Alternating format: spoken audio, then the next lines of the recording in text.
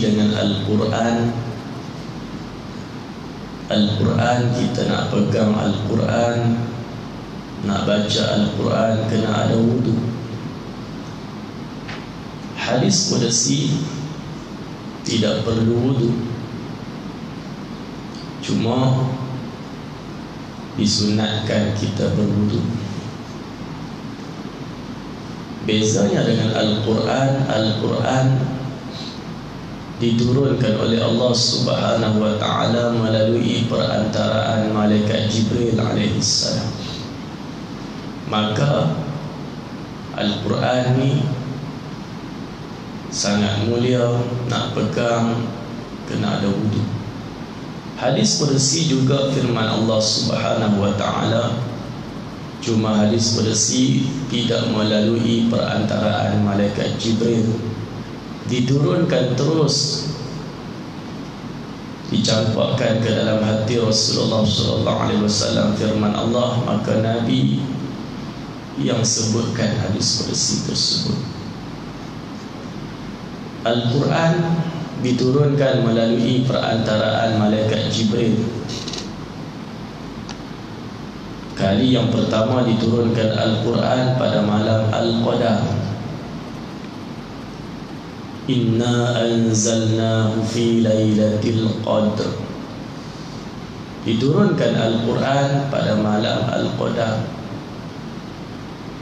Diturunkan Al-Quran pada malam Al-Qadar sekaligus 30 juzuk daripada Lauh Mahfuz yang Allah yarham Tuan Guru Haji Saleh menyebut Lauh Mahfuz ni adalah sekeping papan yang terpelihara. Wallahu a'lam, kita akan saksikan sendiri papan tu macam mana. Di situlah terletaknya apa yang belum berlaku dan akan berlaku dan sedang berlaku. Lauh Mahfuz. Daripada Lauh Mahfuz diturunkan Al-Quran ke Baitul Izzah. Dia ada nombor 1 Baitul Ma'mur. Di langit ada Baitul Ma'mur, Kaabah para malaikat. Para malaikat bertawaf di Baitul Ma'mur. Dia satu naik Baitul Ma'mur, bawah sikit Baitul Izzah, bawah lagi Baitullahil Haram Mekah. Ada satu naik sama. Diturunkan Al-Quran daripada Lauh Mahfuz ke Baitul Izzah sekaligus 30 juzuk. Baitul Izzah ni langit dunia. Daripada Baitul Izzah ni malaikat Jibril alaihi salam salin ayat yang pertama, Iqra' bismi rabbikal ladzi khalaq.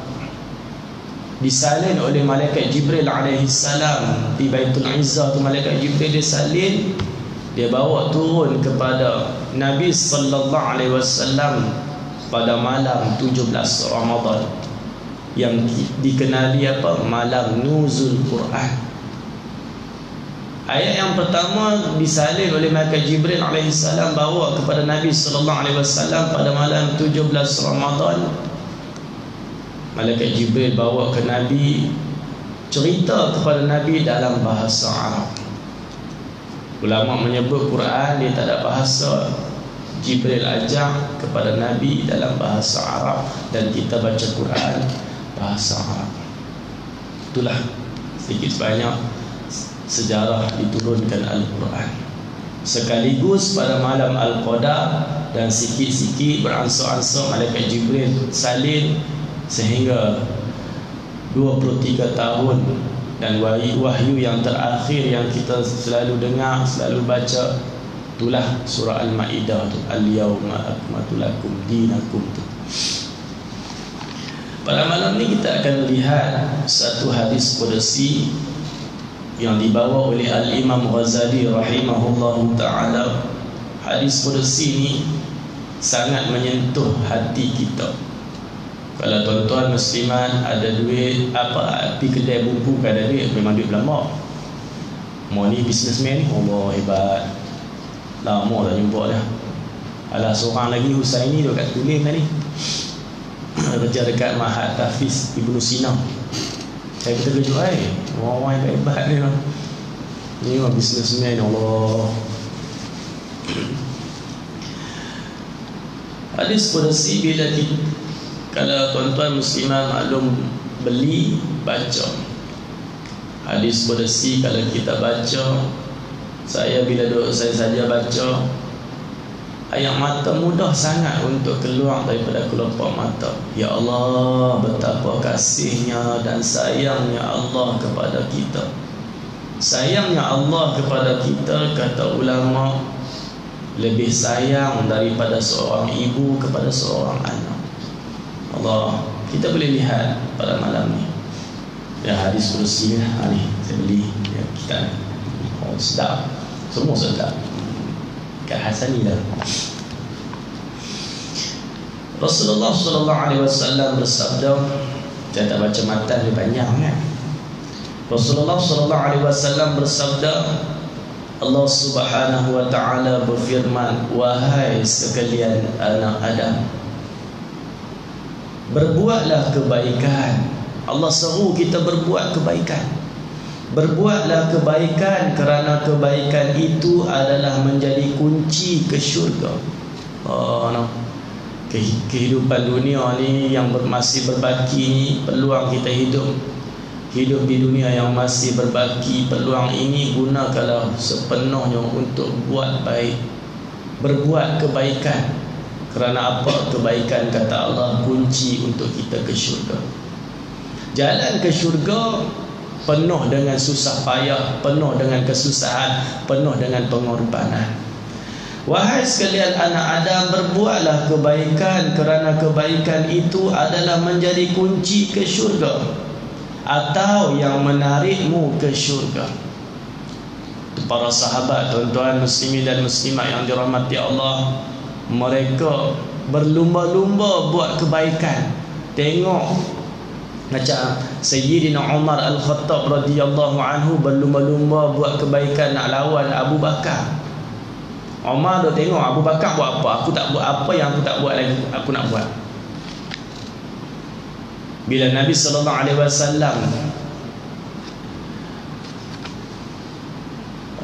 isytiharkan untuk mencari dana untuk perang Tabuk, para sahabat ni pakat bawa harta nak infak. Sayyidina Umar Al-Khattab radhiyallahu anhu bawa separuh daripada harta. Dijumpa Rasulullah sallallahu alaihi wasallam, ya Rasulullah, ni separuh daripada harta aku nak infak untuk jalan Allah. Dalam hati, kali ni aku menang, kali ni aku menang. Berlumba-lumba nak buat kebaikan, aku melebihkan kebaikan. Tiba-tiba hak lain pakai ramai lah. Osman, Sayyidina Osman bawa mah, Allahu Akbar, kaya. Tiba-tiba masuk Sayyidina Abu Bakar As-Siddiq radhiyallahu anhu dengan membawa semangkuk barang. Ya Rasulullah, ini barang aku nak infak untuk jalan Allah. Inilah yang masih berbaki, dah tak ada lagi lah. Ustaz Wadi Anwar kata, walaupun Abu Bakar kata yang tu berbaki, tapi harta yang ni ada lagi. Yang tak ada langsung ni siapa? Rasulullah SAW. Rapok tak berasa bulan-bulan. Allah. Inilah yang masih berbaki, kata Abu Bakar. Nabi tanya, wahai Abu Bakar, apa yang kau tinggalkan untuk keluargamu? Ya Rasulullah, aku tinggalkan untuk keluargaku hanya Allah dan Rasul sahaja, sudah tidak ada apa-apa lagi. Ulama menyebut, walaupun Abu Bakar cakap macam tu, tapi harta-harta yang macam tanah, harta-harta ni masih ada lagi. Kalau Rasulullah tak ada apa langsung, kosong. Dan Rasulullah wafat meninggalkan hutang baju besi yang ditebus oleh Abu Bakar. Nabi gadai baju besi kepada seorang Yahudi dan hutang tersebut ditebus oleh Abu Bakar. Nak bagi tahu Rasulullah tidak tinggalkan harta apa-apa. Wahai sekalian anak Adam, berbuatlah kebaikan, kerana kebaikan itu adalah menjadi kunci ke syurga atau yang menarikmu ke syurga. Dan jauhilah kejahatan, kerana ia adalah kunci ke neraka dan menghalau engkau ke sana. Allah larang kita jangan buat kejahatan walaupun sikit, kerana kunci untuk menghalau kita ke neraka. Dalilnya boleh kita lihat dalam surah At-Tahrim pada ayat 6. Ini peringatan daripada Allah. Allah larang kita. Allah peringat kepada kita. Allah ni Tuhan kasih sayang. Dalam surah At-Tahrim pada ayat 6 Allah berfirman, A'udzu billahi minasyaitonir rajim. Ya ayyuhalladzina amanu qu anfusakum wa ahlikum nar. Wahai orang-orang yang beriman, peliharalah diri kamu dan keluarga kamu daripada api neraka. Allah nak gambarkan kepada kita dahsyatnya azab yang Allah telah sediakan bagi orang yang derhaka. Kita lihat Allah punya sayang dekat kita. Allah bagi peringatan demi peringatan supaya kita beringat. Dan Allah sebut dengan kasih sayang. Kalau kita lihat dalam surah Al-Infitar, ayat ni tuan-tuan, kalau kita lihat, ya Allah, saya tak mampu nak menahan air mata nak keluar. Kalau kita lihat dalam Al-Quran, Allah menyeru, Allah panggil manusia ni dengan panggilan apa? Ya ayyuhan nas, cukup banyak. Ayyuhan nas, wahai manusia. Tapi dalam ayat ni, ayat 6 surah Al-Infitar, juzuk amma yang pendek je ayat. Kalau kita lihat, Allah beri peringatan kepada kita. Allah tanya kita dengan sangat-sangat lembut pertanyaan. Allah panggil manusia dengan panggilan, Ya ayyuhal insan, ma gharraka bi rabbikal karim. Wahai manusia, apakah yang memperdayakan kamu sehingga kamu berlaku derhaka kepada Tuhanmu yang sangat pemurah? Allah tanya kita, wahai manusia, kenapa, apa yang memperdayakan kamu sehingga kamu berlaku derhaka kepada aku, Tuhan yang sangat pemurah? Apa lagi yang Allah tak bagi dalam hidup kita? Semua Allah bagi. Tu ulama kata betapa beruntungnya kita semua tuan-tuan muslimat. Allah berikan nikmat yang cukup besar. Nikmat yang cukup besar, iaitu 3 nikmat. Tiap-tiap kali kita doa tuan-tuan muslimat, angkat tangan, wahai Allah, terima kasih wahai Allah, Engkau telah memilih aku untuk 3 perkara yang sangat bernilai. Yang pertama, nikmat apa? Nikmat iman. Yang kedua, nikmat Islam. Iman dengan Islam lebih mahal daripada segala benda yang ada dalam dunia ni. 7 bilion manusia yang hidup hari ini, 7 bilion manusia. Allah takdirkan 2 bilion sahaja yang Islam. 5 bilion masih belum Islam. 2 bilion itu salah seorangnya kita lah tuan-tuan muslimat. Betapa beruntungnya kita. Nikmat yang ketiga apa? Nikmat menjadi umat Nabi Muhammad sallallahu alaihi wasallam. 3 nikmat ini cukup besar. Ketahuilah tuan-tuan muslimat, Allah bagi iman, Allah bagi Islam. Ada yang Allah bagi Islam tapi Allah tak bagi iman. Tuan, ada yang Allah bagi Islam saja, iman Allah tak bagi. Kita lihat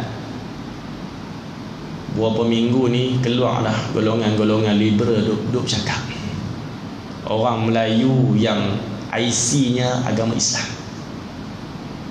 Golongan liberal cakap apa? Kita nak usulkan kepada kerajaan supaya asatizah, ustaz. Syurga hanya untuk orang Islam. Golongan-golongan ni mereka menganggap semua agama sama, semua agama ke syurga. Ramai tuan-tuan ni, saya ni Umar Syarudin berapa kali dah orang nak hantar mesej. Kadang-kadang Allah, kadang-kadang jadi seram sejuk. Hantar mesej, ustaz, saya nak tanya ustaz, kenapa Allah ni Tuhan kasih sayang, Tuhan pemurah, Tuhan kasih sayang? Kenapa Allah jadikan ada yang ke syurga, ada yang ke neraka? Pasal apa perlu ada ke syurga, ada ke neraka? Tuhan nak jawab macam mana? Kenapa Allah tak takdirkan semua ke syurga, semua Islam, semua masuk syurga? Nak saya jawab, Bang Syarudin, ikut suka Tuhan lah. Han dan duduk soal kerja Tuhan buat apa? Saya cuma jawab, tuan, jangan kita persoalkan kerja Allah, jangan kita persoalkan aturan Allah. Apa yang perlu kita ingat? Ya Allah, jadilah kita hamba yang tahu berterima kasih. Wahai Allah, terima kasih.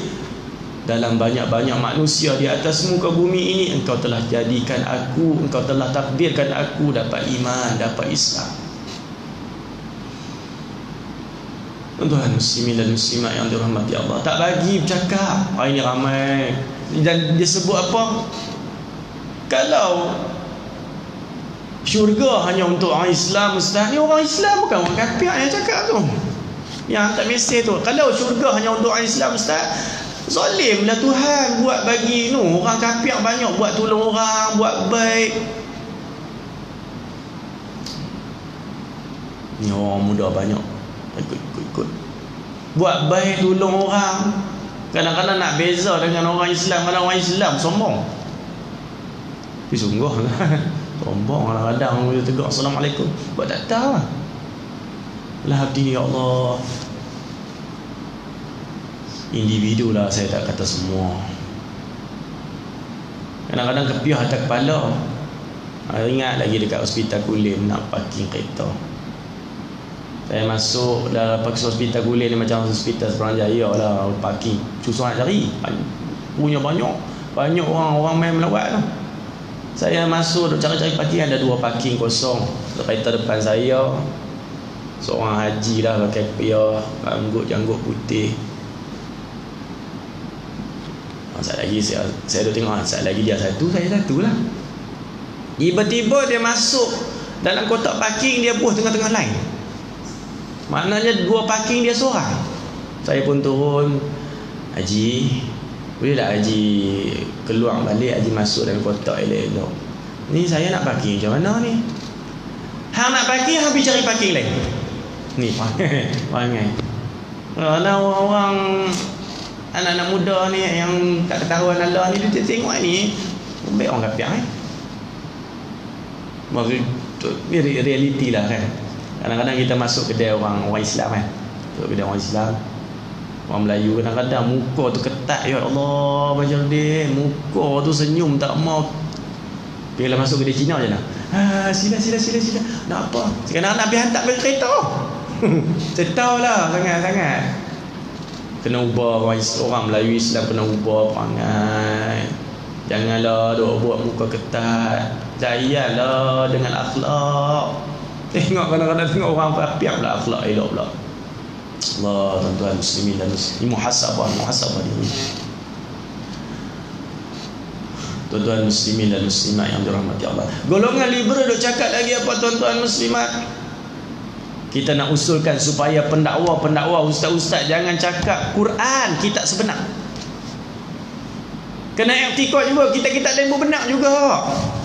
Ni orang Melayu Islam duk cakap ni, liberal lah. Oh, dengar takutnya Abang Syarudin. Saya tak takut, tuan-tuan muslimat, maklum yang depan saya tak takut, sebab maklum orang soleh dah. Duk main mengaji selalu. Ni anak cucu kita, generasi akan datang macam mana yang tak main kuliah, tak main apa. Tambah pula dia ikut fahaman Wahabi pula. Allah lagi susah hati lah.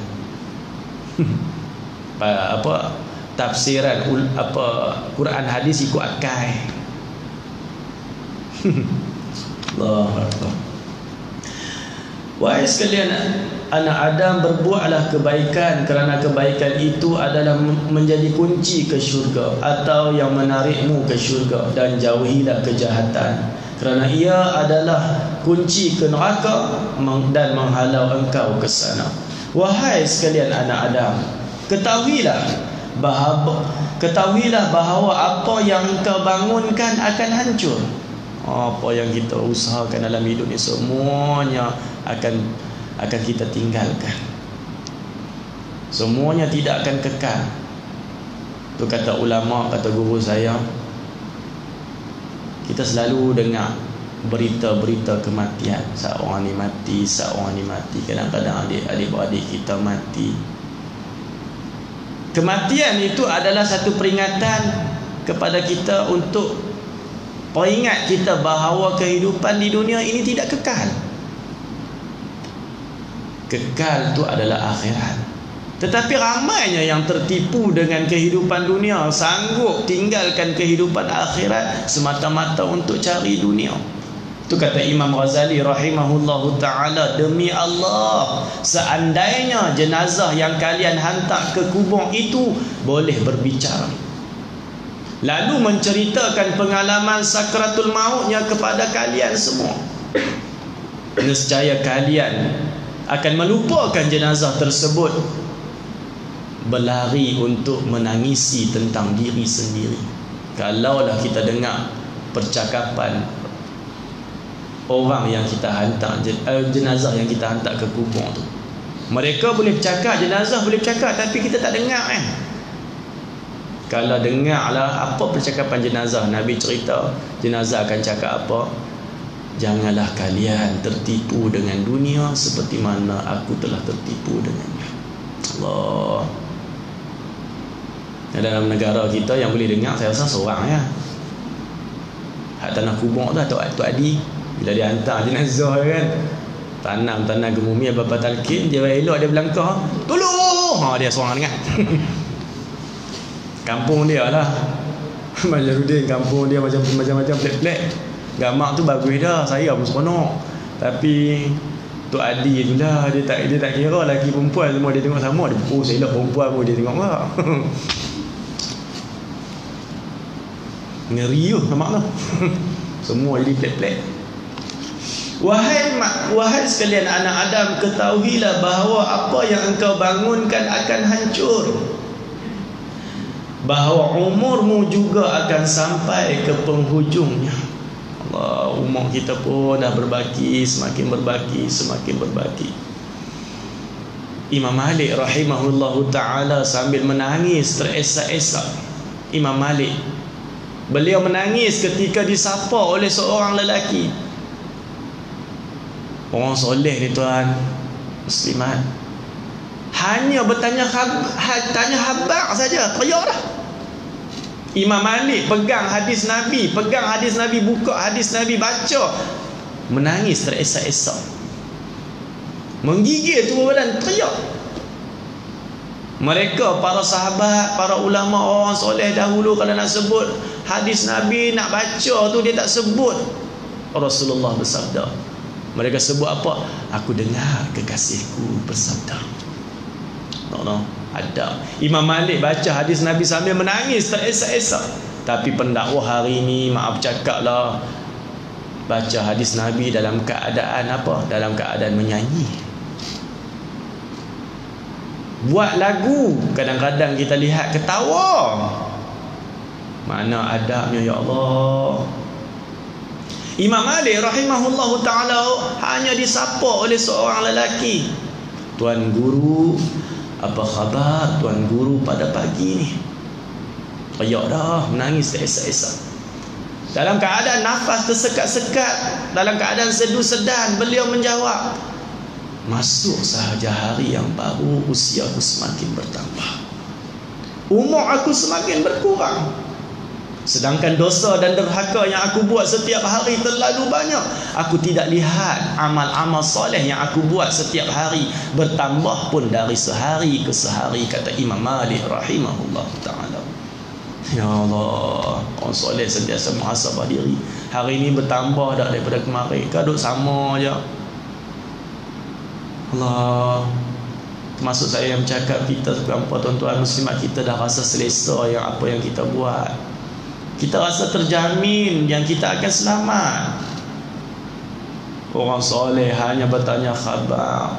Imam Malik menangis. Bahawa umurmu juga akan sampai ke penghujungnya. Jasadmu adalah teruntuk buat tanah. Apa yang telah bersusah payah engkau mengumpulkannya untuk pewaris-pewarismu, maka kesenangannya bagi orang lain. Sedangkan yang dihisap dan dihitung adalah engkau juga apa yang kita usaha. Bila kita mati, kita terpaksa tinggalkan. Tetapi harta tu bukan milik kita lagi. Tetapi di hari akhirat nanti, harta itu kitalah yang kena jawab dari mana dan ke mana kita belanja, kita dapat. Dari mana kita dapat, Allah satu persatu akan dihitung di hadapan Allah Subhanahu wa taala. Untuk sebab inilah Abdurrahman bin Auf radhiyallahu anhu, beliau menangis teresak-esak bila Rasulullah sallallahu alaihi wasallam bersabda, engkau Abdurrahman akan masuk syurga dalam keadaan merangkak. Masuk syurga tapi merangkak. Itu sudah cukup untuk membuat Abdurrahman menangis teresak-esak. Masuk syurga, merangkak. Dapat masuk syurga, dijamin syurga, tapi masuk tu dengan merangkak. Hak tu pun takutlah. Kenapa masuk syurga merangkak? Kerana harta terlalu banyak. Perhitungan sebab harta tu, Allah akan tanya satu persatu. Harta tersebut membuatkan dia lambat untuk masuk syurga. Tu Rasulullah sallallahu alaihi wasallam bersabda, aku tidak bimbang umatku miskin. Apa yang aku bimbang, umatku tenggelam, lupa diri dengan kekayaan. Allahu Akbar. Nabi pernah cerita dua orang sahabat, dua orang soleh.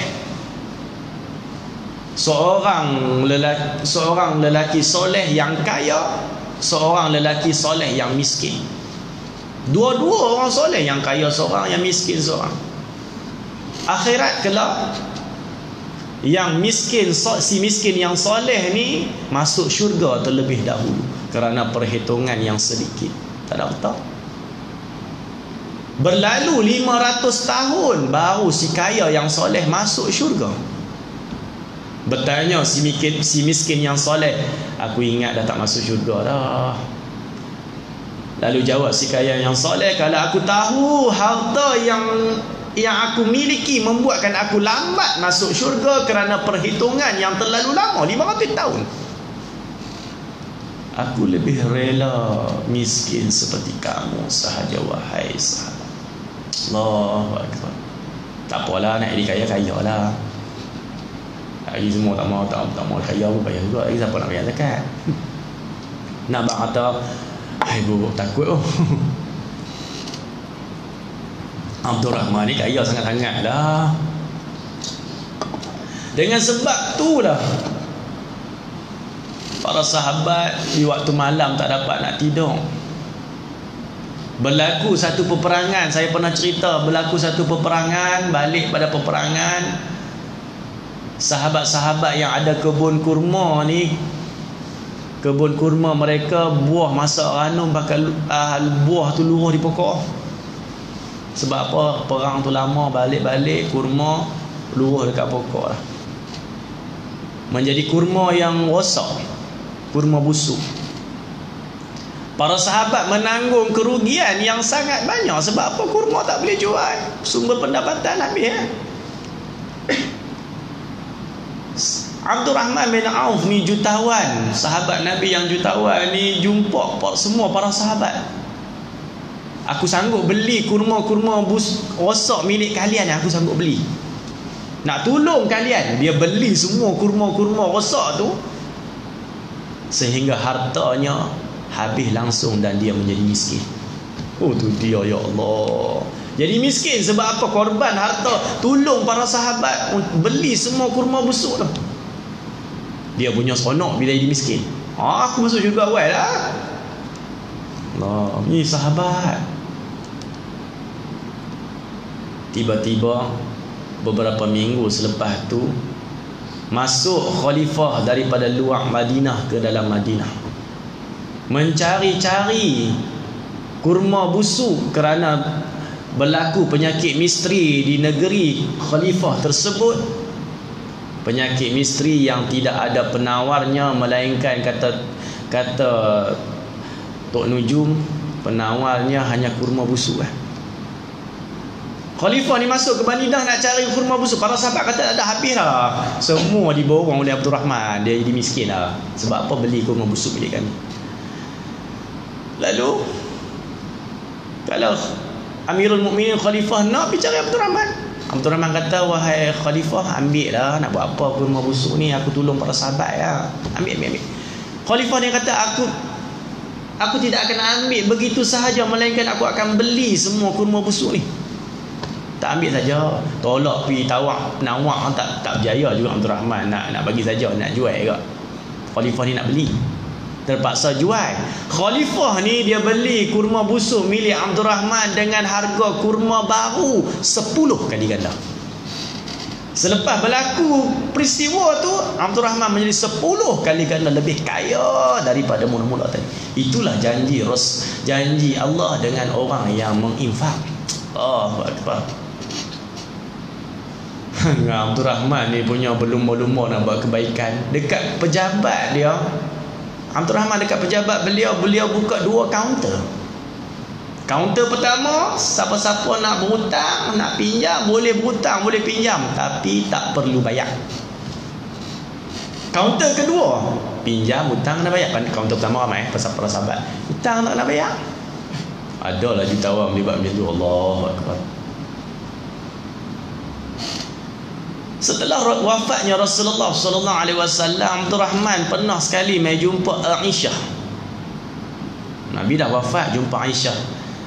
Sambil menangis teresak-esak, Aisyah pun tanya, wahai Ibnu Auf, apa yang membuatkan engkau menangis? Lalu kata Abdul Rahman, wahai Ummul Mukminin, aku menangis kerana hartaku terlalu banyak. Lalu jawab Ummul Mukminin Aisyah radhiyallahu anha, kalau harta banyak, infak banyak-banyak. Sedekahlah, infaklah. Kata Abdul Rahman, aku dah banyak infak, aku dah banyak sedekah. Tiap-tiap dinar dan dirham yang aku infak, yang aku sedekah, pasti Allah ganti balik 10 kali ganda. Bila dah harta pun habis, lagi bagi Allah tambah, lagi bagi Allah tambah. Allah tu lah. Rasulullah sallallahu alaihi wasallam bersabda, siapa-siapa yang memperbanyakkan sedekah, Allah akan bagi dia jadi kaya sebelum dia mati. Itu janji Rasulullah sallallahu alaihi wasallam. Jasadmu adalah teruntuk buat tanah. Apa yang telah bersusah payah engkau mengumpulkannya untuk pewaris-pewarismu, maka kesenangannya bagi orang lain, sedangkan yang dihisap adalah engkau juga. Engkaulah yang bakal menanggung balasannya dan yang menyesal. Allahu Akbar. Ketahuilah bahawa yang menemani engkau di dalam kubur hanyalah amalan. Yang teman kita dalam kubur amalan. Tu Imam Ghazali rahimahullahu ta'ala. Imam Ghazali kata apa? Cintailah apa sahaja yang kalian kehendaki, nescaya kalian akan berpisah dengannya. Rasulullah sallallahu alaihi wasallam bersabda dalam kitab Hadis 40 penawar bagi hati, kata Nabi, ada 3 perkara yang akan ikut jenazah ke kubur. Yang pertama, keluarganya. Yang kedua, hartanya. Yang ketiga, amalannya. Keluarga dan harta, kata Nabi, akan balik. Tinggal amalannya sahaja menemani. Ketika itu, sesiapa sahaja yang berada di dalam kubur akan menyesal dengan panjang penyesalan. Allah menyesal lah. Setiap seorang daripada kita akan menyesal. Menyesal itu tak sudah lah. Menyesal. Orang duduk dalam syurga pun menyesal. Duduk dalam syurga dah menyesal juga. Bila lihat sahabat-sahabat yang lain duduk dalam syurga yang paling tinggi. Kenapalah aku tak susah payah ketika hidup di dunia, susah payah sungguh-sungguh untuk aku miliki syurga yang paling tinggi ni, boleh masuk syurga yang bawah. Allah, kita akan menyesal. Ketahuilah bahawa yang menemani engkau di dalam kubur hanyalah amalan. Oleh itu hisablah dirimu sebelum dihisab. Tetaplah taat kepadaku, jauhilah daripada berbuat maksiat kepadaku. Terimalah dengan redha dan senang hati apa yang telah aku berikan kepadamu. Dan jadilah orang yang tahu. Jadilah orang yang tahu berterima kasih. Allah, apa maksudnya tuan? Jadilah kita hamba yang tahu berterima kasih. Terima kasih ya Allah, Engkau sudi terima kami semua untuk dapat iman Islam dan menjadi umat Nabi Muhammad sallallahu alaihi wasallam. Dan kita berdoa tuan-tuan muslimat, panjatkan kesyukuran yang tidak terhingga kepada Allah. Terima kasih ya Allah, terima kasih ya Allah. Wahai manusia, sesiapa yang melakukan sesuatu, Wahai sekalian anak Adam, sesiapa yang melakukan sesuatu tetapi dia tertawa, buat sesuatu perkara ketawa, akan aku masukkan ke dalam neraka dalam keadaan menangis. Allah, tu para sahabat tuan-tuan ditegur oleh Rasulullah sallallahu alaihi wasallam. Sahabat ni Nabi nampak dekat tepi jalan ya, duk sembang. Nabi tanya, bercakap bersembang tentang apa? Kami sembang tentang syurga neraka ya Rasulullah. Allah, sembang. Nabi lihat sekumpulan para sahabat tengah bersembang, tengah bercakap, mereka ketawa. Kata Nabi, wahai sahabat, jika kalian tahu apa yang aku tahu, nescaya kalian akan sedikit ketawa dan kalian akan menangis dengan tangisan yang banyak. Yung peminit malam baik lah.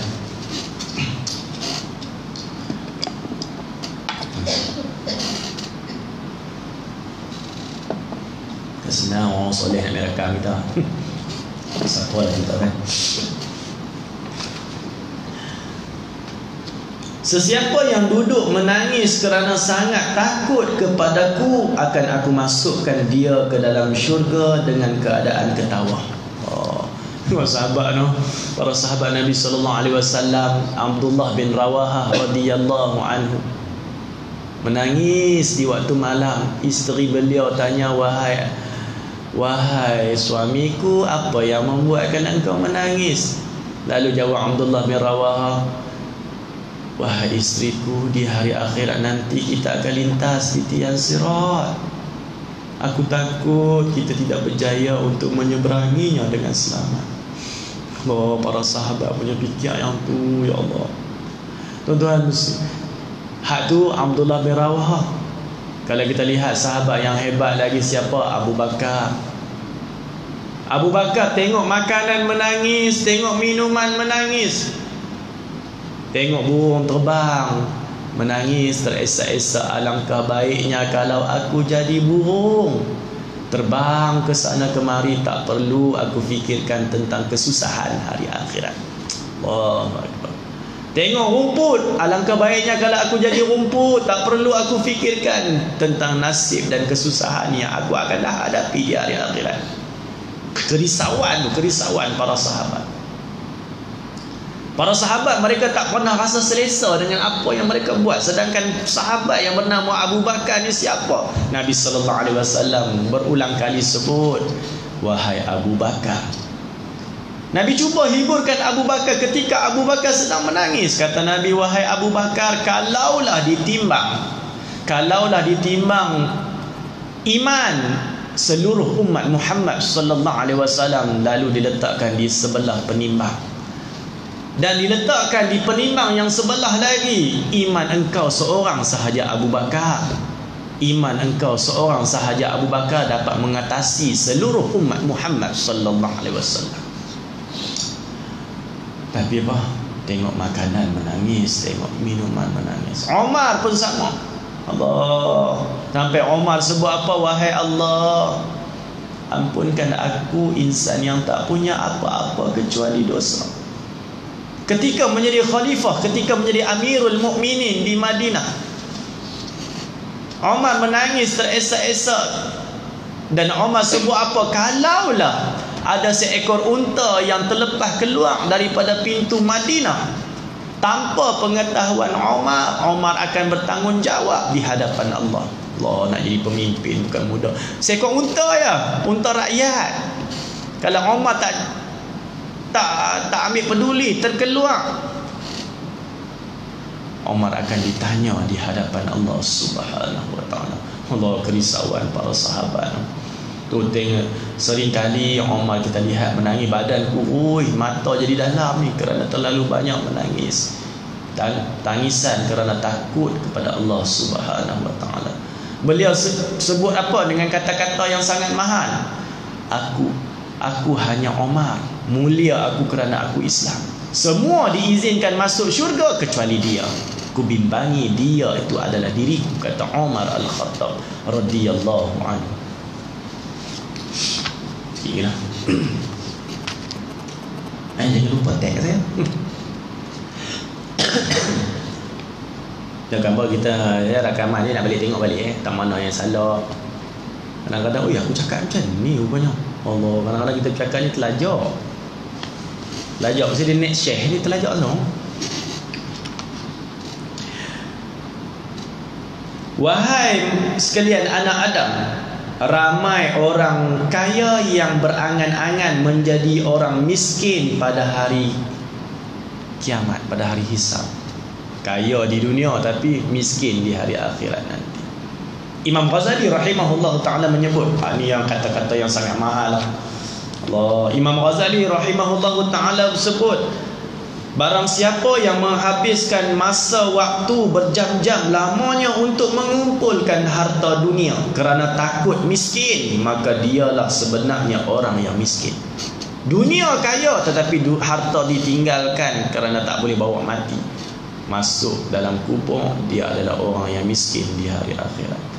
Barang siapa yang menghabiskan masa waktu berjam-jam lamanya untuk mengumpulkan harta kerana takut miskin, maka dialah sebenarnya orang yang miskin. Kata Imam Ghazali, dunia ini ibarat ular, lembut sentuhannya tetapi amat berbisa.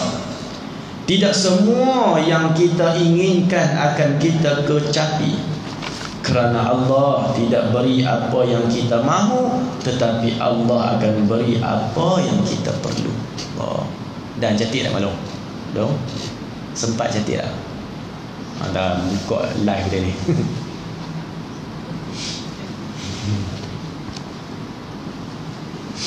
Tuan-tuan muslimin dan muslimat yang dirahmati lagi dikasihi Allah Subhanahu wa taala. Wahai sekalian anak Adam, ramai orang yang kaya berangan-angan menjadi orang miskin pada hari hisab. Ramai orang sombong menjadi hina dina setelah hidupnya dirampas malaikat maut. Allah, kata-kata Allah ni, dengar dah tuan-tuan muslimat, jadi seram sejuk. Allah, banyak yang manis menjadi pahit setelah mati. Banyak sekali yang bersukaria dengan kesenangannya menjadi sedih setelah maut tiba. Ini peringatan daripada Allah. Seringkali kan saya pernah cerita, ada seorang raja duduk di singgahsana dalam istananya. Ustaz Ahmad Dusuki cerita ni. Duduk dalam singgahsana, di singgahsana istananya, pelayan-pelayan bawa makanan-makanan yang lazat-lazat lah, istana raja. Tiba-tiba masuk seorang lelaki yang tidak dikenali. Raja ni heran, pasal apa lelaki ni bila masuk terus tembus masuk. Pengawal tak halang kau masuk terus. Lalu raja tanya, engkau ni siapa? Lelaki ni tidak hirau terus pergi dekat raja tu. lalu berkata, akulah malaikatul maut. Allah, macam mana main bak betul kita. Allahu akbar. Saya pun tengah malam tidur lupa tidur tingkap, main angin kuat tu kocok. Langsung saya terkejut, mau malaikat maut main nak cabut nyawa aku. Allah. Isteri saya kata, malaikat maut jugalah, yang mangkit dak juga. Setan kata awal lagi. Tuan-tuan muslimin dan muslimat yang dirahmati Allah, seorang raja yang sombong ni, bahasa kita sebut sombong ni, seorang raja yang sombong, saya sebut banyak kali lah, saya ulang-ulang tak apa noh, bahasa Melayu mudah lupa. Seorang raja yang sombong, saya biar Ustaz Iman tak ada bagi saya, susah hati, hebat-hebat tu ada. Seorang raja yang sombong, dia kata apa dekat pembesar negeri, dekat menteri-menteri, sebentar lagi beta akan keluar jumpa semua rakyat. Buat persiapan untuk beta keluar daripada istana ni, jumpa semua rakyat. Raja ni angkuh, sombong. Pelayan pembesar negeri pun buat persiapan, pakaian ni berpuluh-puluh lai. Kenderaan keluar, tengok di luar tu kereta kuda tu berpuluh-puluh kereta. Tunggu siap tu. Raja ni kalau dia pakai pakaian yang pertama, dia rasa tak selesa, dia buang. Jangan buat apa dah, buang. Dia pakai sampai selai, dia pakai selai lah. Pakai sekali tu dia buang tu. Dia tak pakai banyak kali, kita basuh. Dia pakai betul-betul selesa, baru dia pakai, baru dia keluar. Dia naik kenderaan pertama tak selesa, naik kenderaan kedua pula. Begitulah keadaan raja yang sangat sombong. Dia keluar dengan dalam keadaan sombong tu. Rakyat yang jumpa dia, raja ni, bila jumpa raja ni semua pakai sujud. Hebat. Pakat tunduk habis hormat. Tiba-tiba raja ni berjumpa dengan seorang lelaki tua duduk di bawah pokok, buat tak tahu ya. Buat tak tahu. Sampai menteri-menteri kata, Pakcik, wahai orang tua ni, raja mai, cepat, hormat. Pakcik buat tak tahu. Bila raja mai, raja berai pasal apa orang tua ni buat tak tahu. Menteri-menteri yang jadi orang gimana? Ampu raja ni, kira nak arah polis lah, tangkap ni, ISA, wajak kan. Tak hormat dekat raja. Dia kurang macam tu lah. Itu saya tambah lah, tangkap. Lepas tu ada menteri kata apa, ni mungkin orang tua gila ni, tak ada sensitif, langsung raja mat. Lalu bila raja mendekat, orang tua ni kata, wahai raja, silakan turun berjumpa dengan aku. Punya kurang ajarnya. Menteri kata, wahai orang tua ni, raja ni, hormat. Bahasa kita, hang turun, aku nak jumpa. Lalu kata raja, wahai orang tua, aku ni raja, engkau nak bercakap dengan aku, cakap dengan beta, engkau jumpa beta. Tidak, kata orang tua ni, wahai raja, hang dah turun, aku nak jumpa hang. Raja pun bila desak-desak, dia pun turun. Wahai orang tua, nak cakap apa cakap. Kalau beta boleh tunaikan, beta akan tunaikan. Lalu kata orang tua ni, aku nak bercakap, aku nak berbisik sahaja di telingamu, wahai raja. Nak bisik kat telinga kan? Nak cakap-cakap biar semua dengar. Raja kata, dah, aku nak bisik kat telinga. Raja bila cakap-cakap ni, dia pun tahan telinga. Orang tua ni kata, orang tua ni pergi dekat telinga raja, bisik, wahai raja, akulah malaikatul maut. Terkulai, tak mampu buat apa-apa. Bila malaikat maut mai, Allah, itulah nak sombong tak mana pun. Allah.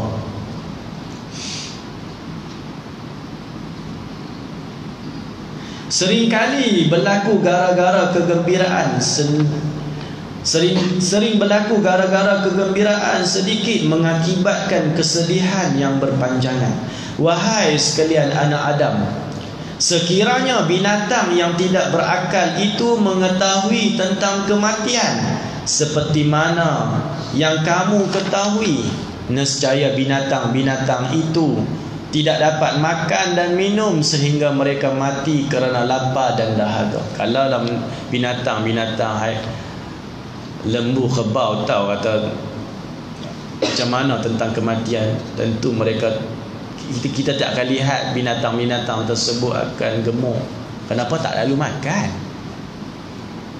Tu ulama larang kita sembelih lembu depan lembu. Tapi kalau sembelih pun dia akan tahu pun.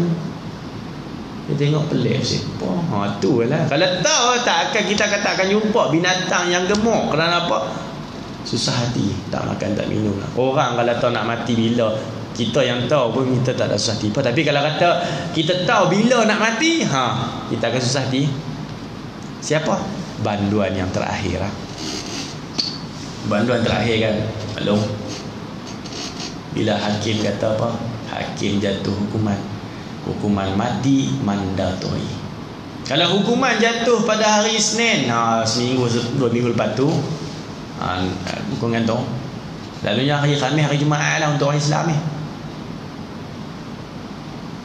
Bila jatuh hukum tu, start dengar hukuman dia jatuh, hukuman mati mandatori. Allah, pegawai penjara ada cerita, ketua gangster nak berjalan kena papah dah, lembut lutut habis lah. Tak tahulah, kita tak tahu keadaan tu macam mana. Nak berjalan kena papah.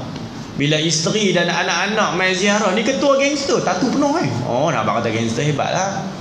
Gangster dah tu. Saya kalau tengok gangster yang saya tengok bila saya tengok gangster, KL gangster lah.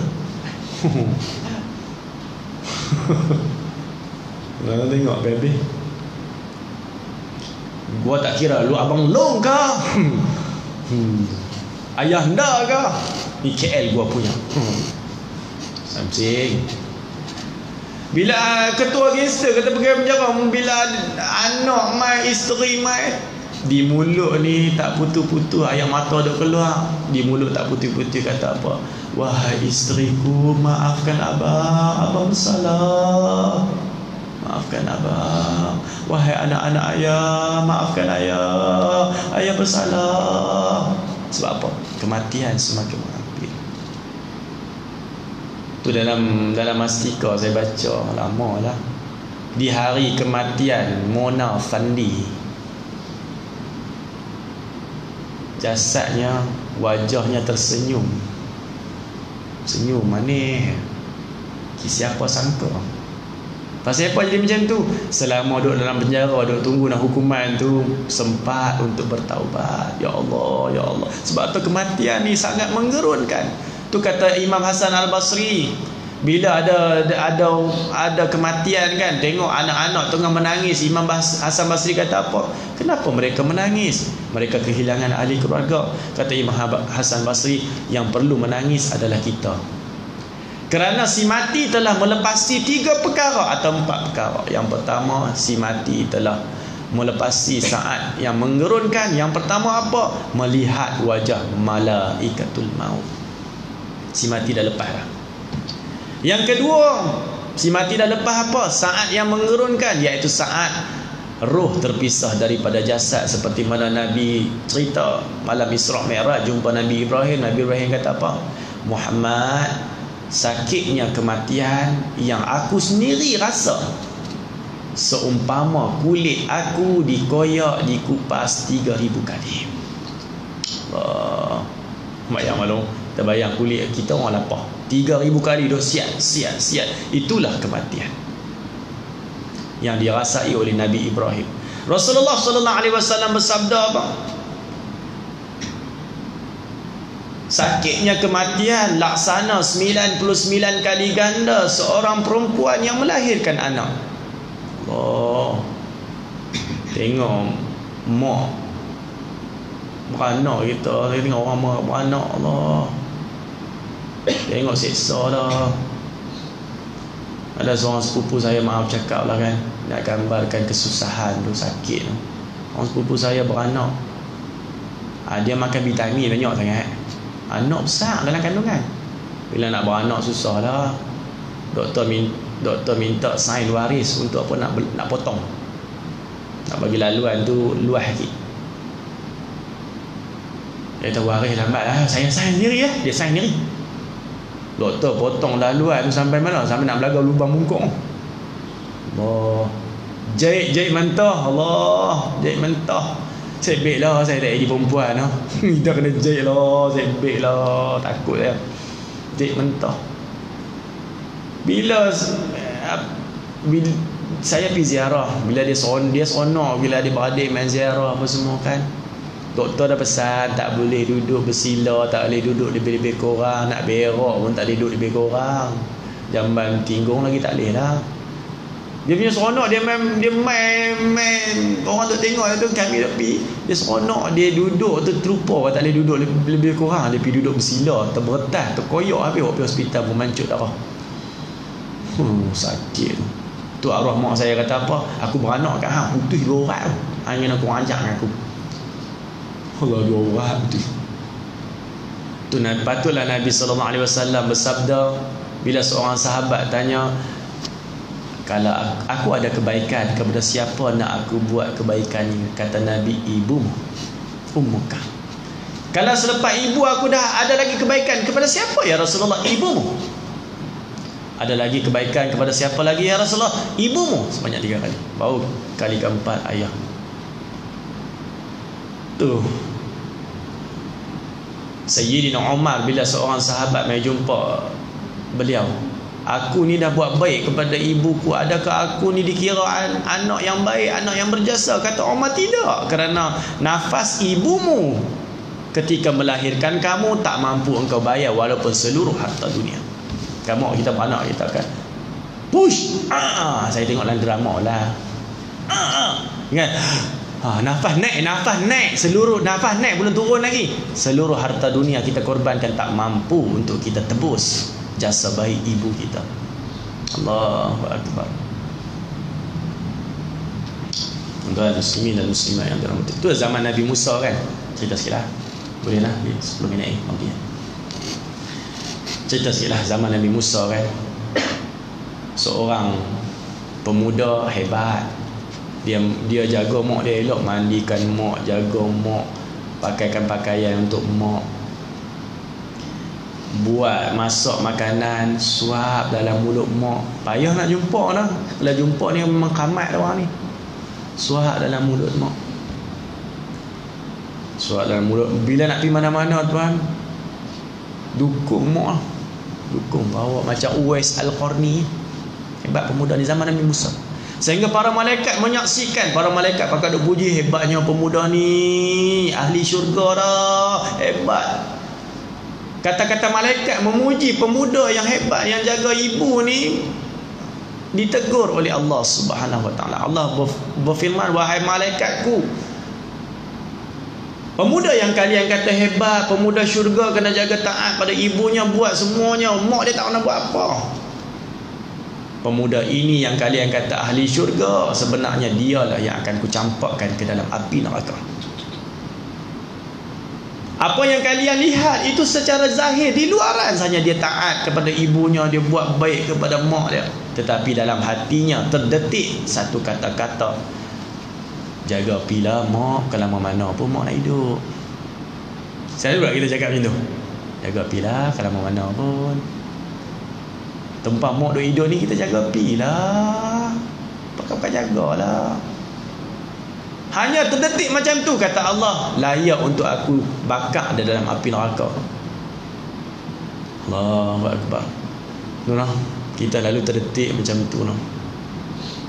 Tu Omar kata kepada pemuda tersebut, ibumu menjaga kamu dengan harapan engkau umur panjang, tetapi engkau menjaga ibumu, jaga pilah kau bahari pun.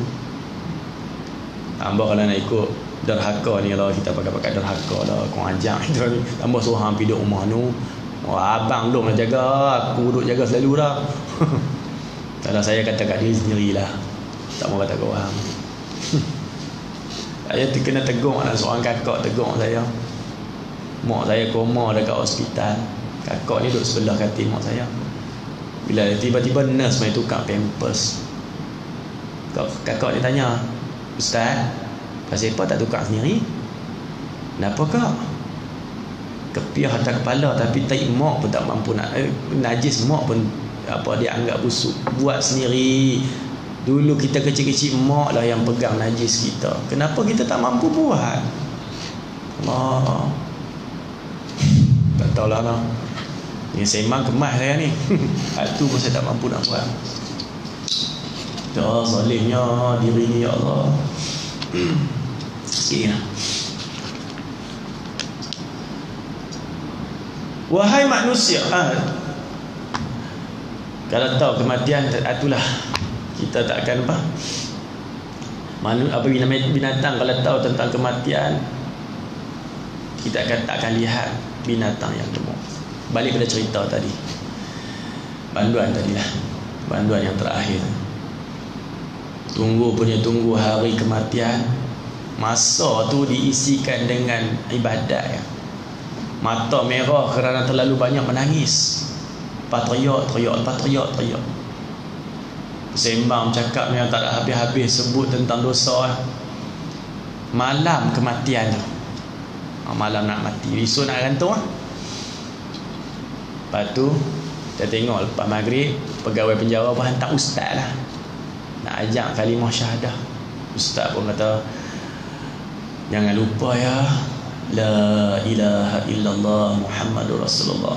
"Ustaz, saya banyak dosa Ustaz.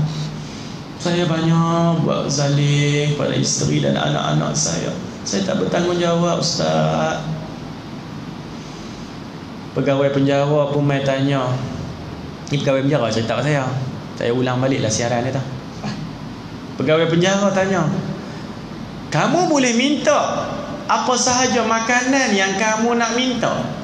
Kami akan cuba tunaikan makanan yang terakhir." Nak minta apa, nak makan apa boleh. Chicken chop ke apa ke. Tapi harganya, bajetnya RM15 ke bawah saja.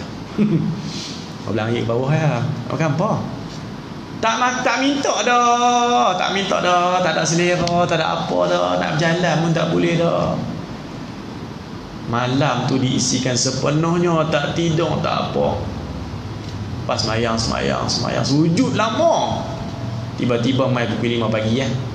5 pagi, 5 ke 6, 5 sampai pukul 6 lebih kurang tu je lah. Sebelum pukul 7, masa tu nak gantung. Pukul 5 pagi mai lah. Sujud tak mau bangkit lagi nak mati je. Nampak dengar kasut tu bunyi. Kasut orang nak ambil dah. Sujud lama, mereka pun tunggu dia lepas sujud tu lama sangat. Dia tak nak sujud bangkit. Dia bagi tahiyat. Habis dah salam kanan salam kiri, pum, dia tutup lah kepala dengan kain hitam tu lah, tutup lah. Allah, terkulai lah. Pegawai penjara kata, "Ketua gangster kami terpaksa heret. Sebab apa, nak berjalan tak boleh dah." Itulah kematian yang sangat menggerunkan.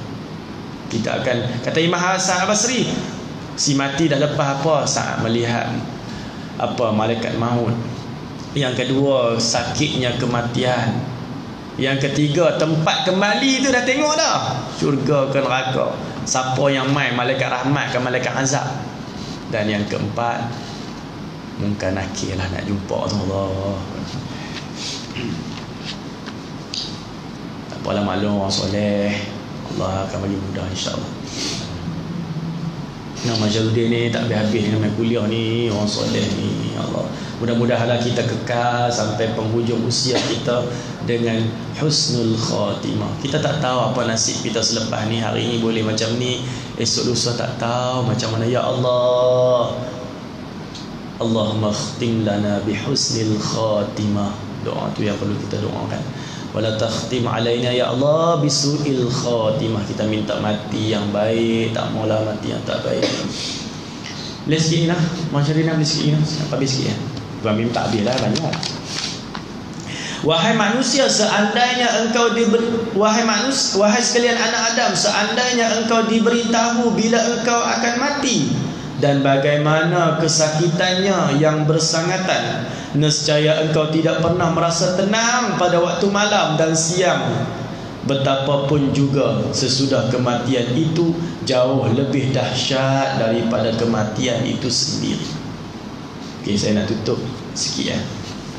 Bila sebut kematian, kalau kita tahulah, dan Nabi Isa alaihissalam pernah lalu dekat tanah perkuburan, lalu disapa oleh kaum yang tidak beriman. Kaum yang tak beriman pun menyapa Nabi Isa, wahai Isa, kalau engkau benar-benar Rasul, kalau engkau benar-benar utusan Allah, kami nak engkau bangkitkan orang kubur yang dah lama mati.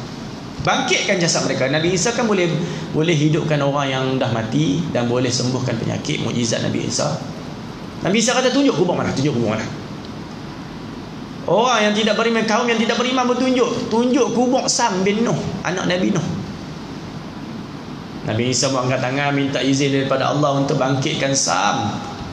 Nabi Isa pun bila diizinkan Allah, hentakkan kaki, tumit kaki baginda yang mulia di kubur Sam bin Nuh. Hentak 3 kali tumit, bangkit jasad Sam bin Nuh. Anak Nabi Nuh bangkit daripada kubur. Bangkit macam mana wallahu alam. Bangkit dalam keadaan rambut ni putih, tubuh badan menggigil, menggeletar. Lalu bertanya Nabi Isa, wahai Sam, apa yang membuatkan rambutmu putih dan apa yang membuatkan tubuh badanmu menggigil, menggeletar? Lalu jawab Sam bin Nuh alaihissalam dalam keadaan menangis, wahai Nabi Allah, rambutku menjadi putih kerana aku terkejut, aku dibangkitkan, aku ingat dah kiamat. Kejut no?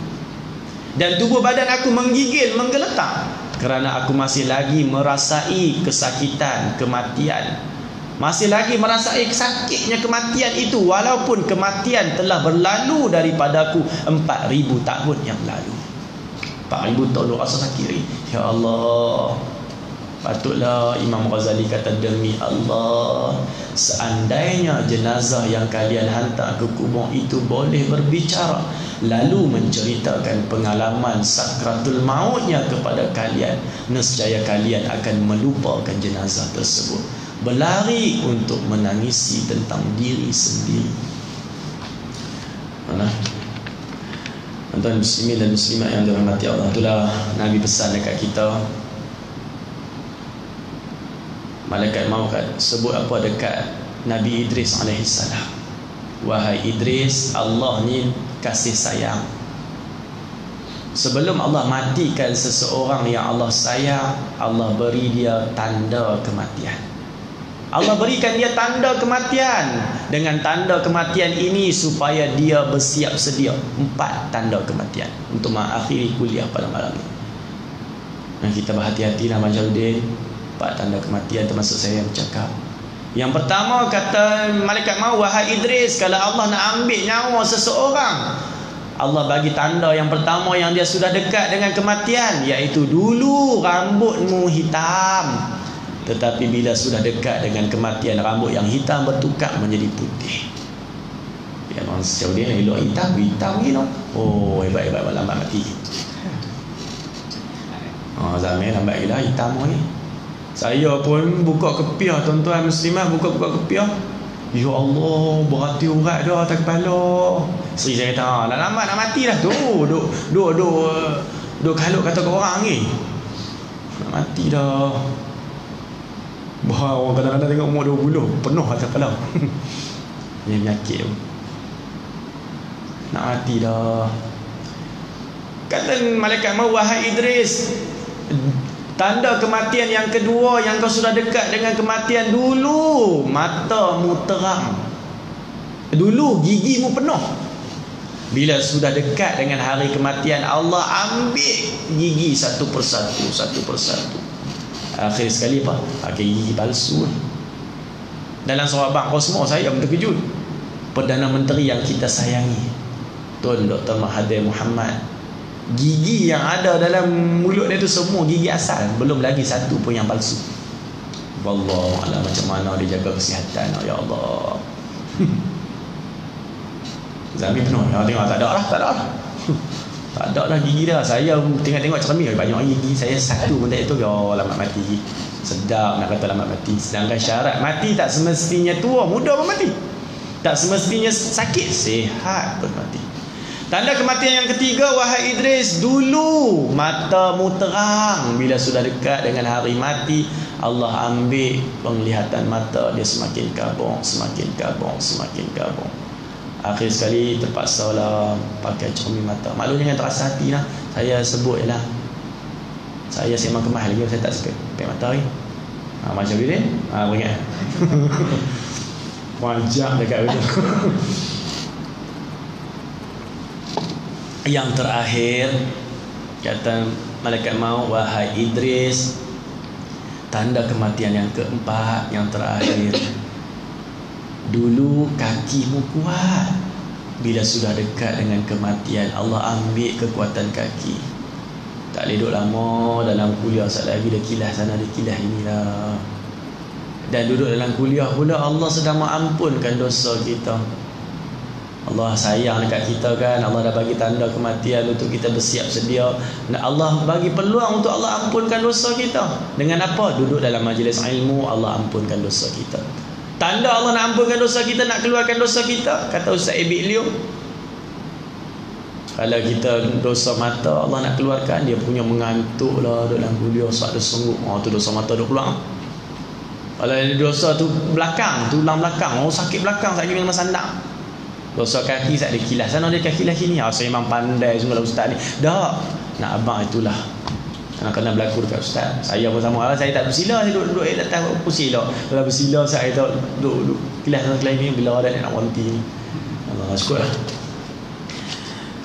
Yang terakhir, wahai sekalian anak Adam, jadikanlah rahsianya di belakangmu dengan balasan yang bakal engkau perolehi daripada kesenangan di hari akhirat. Kesalilah kebaikan-kebaikan yang telah pun engkau luputkan. Dan apa yang engkau nikmati ketika di dunia, janganlah jadikan ia satu kegembiraan. Apa yang sudah luput daripadamu, janganlah menjadi engkau berputus asa. Wahai sekalian anak Adam, daripada tanahlah engkau kujadikan, dan kepada tanah jugalah engkau akan kukembalikan, dan dari tanah jugalah engkau akan kubangkitkan kelak. Ucapkanlah selamat tinggal untuk dunia dan bersiap-siaplah menuju akhirat. Ketahuilah bahawa apabila aku mencintai seseorang hamba, maka aku asingkan dia daripada dunia, lalu aku tunjuki dia cara beramal untuk akhirat. Kutunjukkan kepadanya aib dan celah dunia supaya dia menghindarinya, dan supaya dia beramal dengan amalan ahli syurga, maka aku masukkanlah dia ke dalam syurga dengan kasih sayangku. Dan apabila aku memarahi seseorang hamba, aku sibukkan dia dengan urusan dunia dan dia lupa kepada aku, dan aku tunjuki baginya jalan untuk keduniaan, maka jadilah dia ahli neraka dan ku masukkanlah dia ke dalamnya. Wahai sekalian anak Adam, selanjut manapun usia seseorang, tetapi pasti akan berakhir. Dunia ini tidak ubah seperti lampu hingga sekejap, kemudian ia pergi untuk tidak kembali lagi. Mana tak apa, lampu dia akan terpadam. Wahai sekalian anak Adam, akulah yang menciptakan engkau, dan akulah yang memberi rezeki engkau, rezeki kepada engkau. Akulah yang menghidupkan engkau, akulah yang mematikan engkau, akulah yang akan membangkitkan engkau, akulah yang akan menghisap engkau. Jika engkau berbuat jahat, aku melihatnya. Bagaimanapun engkau tidak berkuasa untuk memberikan keburukan atau manfaat bagi dirimu, begitulah hal-hal yang berkaitan dengan kematian, hidup dan hari kiamat. Wahai sekalian anak Adam, taatlah dan berkhidmatlah kepada aku, dan janganlah mengambil berat tentang rezeki, kerana rezeki itu, rezeki telah kuselesaikan urusannya kepadamu, dan janganlah berduka cita atas sesuatu yang telah kuselesaikan urusannya untukmu, wahai sekalian anak Adam. Bagaimana engkau akan menanggung urusan sesuatu yang telah ditentukan bagimu, dan tidak mungkin engkau mendapatnya, sebagaimana engkau tidak mungkin mengambil upah pekerjaan yang tidak engkau kerjakan. Wahai sekalian anak Adam, jika jalan yang pasti ditempuh ialah kematian, maka bagaimana orang masih bergembira dengan duniawi? Jika rumah yang sebenarnya adalah kubur, maka bagaimana orang masih bersukaria lagi di dalam rumahnya di dunia? Wahai sekalian anak Adam, meskipun sedikit rezeki tetapi disyukuri adalah jauh lebih baik daripada rezeki yang banyak tetapi tidak disyukuri. Wahai sekalian anak Adam, sebaik-baik hartamu ialah yang sudah engkau pergunakan untuk kebaikan, kerana ialah yang sudah engkau pergunakan untuk kebaikan, kerana banyak daripada hartamu terpaksa engkau tinggalkan di dunia. Oleh itu dahulukanlah hal yang baik bagi dirimu, engkau akan mendapatinya kembali di sisiku oleh itu dahulukan hal yang baik bagi dirimu, engkau akan mendapatinya kembali di sisiku sebelum maut merampas hidupmu. Wahai sekalian anak Adam, orang yang berduka cita, akulah yang menghilangkan kesusahannya. Orang yang meminta ampun, maka aku sahajalah yang mengampunkan dosanya. Orang yang bertaubat, itu akulah yang membuatnya terhalang daripada melakukan dosa. Orang yang telanjang pun akulah yang memberi pakaian baginya. Orang yang ketakutan juga akulah yang mengamankan dirinya daripada rasa takutnya. Orang yang lapar, itu akulah yang mengenyangkannya. Jika si hamba berada dalam keadaan taat kepadaku, jika si hamba berada dalam keadaan taat kepada aku, meredai urusanku, maka aku mudahkan bagi urusannya, dan aku persulit menguatkan penutup kesalahannya. Aku lapangkan dadanya juga. Wahai Musa, sesiapa yang mencari kekayaan melalui harta fakir miskin dan anak yatim, aku miskinkan dia di dunia dan aku azab dia di hari akhirat. Sesiapa yang angkuh terhadap orang miskin dan orang lemah, aku runtuhkan binaannya pada akhirnya. Kemudian aku tempatkan dia di dalam neraka. Sesungguhnya ini adalah di dalam suhuf yang terdahulu, suhuf Ibrahim dan suhuf Musa, suhufi Ibrahim wa Musa. Itu saya rasa cukup sekadar tu pertemuan kita pada malam ni. Saya cuba baca bagi habislah. Dia saya seorang baca ayat yang tak ulang. Ya Allah peringat untuk kita, ya Allah. Itulah Allah sebut dalam surah Al-Infitar ayat 6 yang saya bacakan tadi. Ya ayyuhal insan, ma gharraka bi rabbikal karim. Wahai manusia, apakah yang memperdayakan kamu sehingga kamu berlaku derhaka kepada Tuhanmu yang sangat pemurah? Tuhan, maka kita muhasabah diri. Hari ini saya tak sempat nak semak kitab tu yang tak cerita pasal Sayyidina Umar. Wah, hadis kursi lah, ceramah lah kan. Cukuplah, mudah-mudahan jadi manfaat untuk kita bersama. Peringatan ini untuk kita bersama. Jangan tak ada masa dengan Allah, nanti Allah tak ada masa dengan kita. Jangan cari waktu lapang untuk beramal. Kitalah kena melapangkan waktu untuk beramal. Ingat Allah di waktu kita senang, Allah akan ingat kita di waktu kita susah. Mudah-mudahan Allah meredai kita semua. Mudah-mudahan di hari akhirat nanti kitalah insan yang paling disayangi oleh Allah, dan kitalah dapat bertemu dengan kekasih hati kita, Rasulullah sallallahu alaihi wasallam. Mudah-mudahan Rasulullah mahu memandang wajah-wajah kita semua di hari akhirat nanti. Ya Rasulullah, pandanglah kami, ya Rasulullah, terimalah kami sebagai umatmu. Yang baik datangnya daripada Allah, yang tidak baik juga daripada Allah, tapi atas kelemahan saya sendiri mohon kemaafan, terkasar bahasa. Sekian aku, wassalamualaikum warahmatullahi wabarakatuh.